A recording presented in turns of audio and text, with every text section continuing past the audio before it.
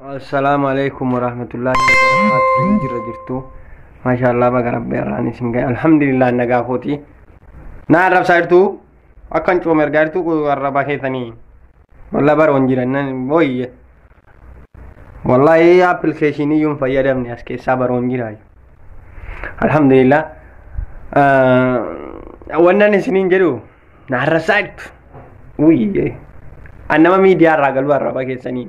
Ituna coomsa wallahi video dhuma dhabame amma gaayyaa ijoollee waan shirnatti godhan dhabanii video san irratti hojjedhee dabarse isa natti ergu ani immoo video tokko irratti lamii dalaguun faarinnati nama godha kanaaf isiniin jechuudha an wannan isinitti dhaammadhu warri na arrabsitan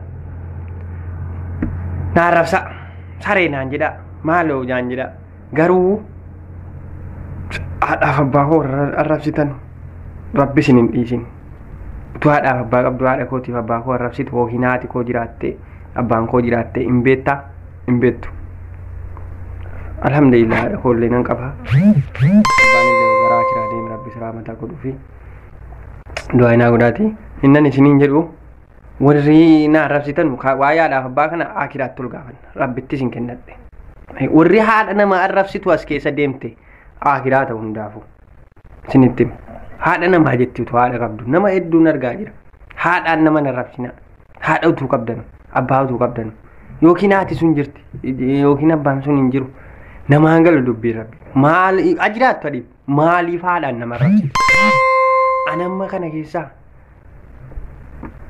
yeroon viidiyoo dalagu takka diqaala namaan jedhee beekaan wallaahi viidiyoo koo keessatti diqaala haadha keetii maal abbaa keetii jedhee hin beeku inuma narrabsaa ati sirba kana maayif sirbitaa sirraan bareedu arma akkana goote dabbaa akkana goote jedhee narrabsa malee takka namaan akkana abbaa keetii haadha kee jedhee hin beeku maaliif haadha koo hin qaba haadhan qaba abbaa koo nama raru jari lammaanuu isiin kan du'e rabbi rahmata naaf godhu isiin jirtu nama rafti maal kanaafu jennaan haadha utuu hin qabu haadha namaan arrabsu isa immoo dhufee sirbu ammayyuu taanaan si duukan jira ol ba'i sirbu nan dhiisin seyin inuma dhiifte badeen mala gidduu qaba wallahi innisu amma rabbiin ajiraachisu kanaaf laayivii halkan immoo wanta niiseef jarattii tokko tamma gidduu kana immoo cimtee jirti du'aayinoo godhaa wallahi bakka jirtanutti du'aayii godhaa malee qabaan jabaatee jira immoo keessa kaateetti utullee nu qabdee nu galchiteellee waan jedhu kunoo gaa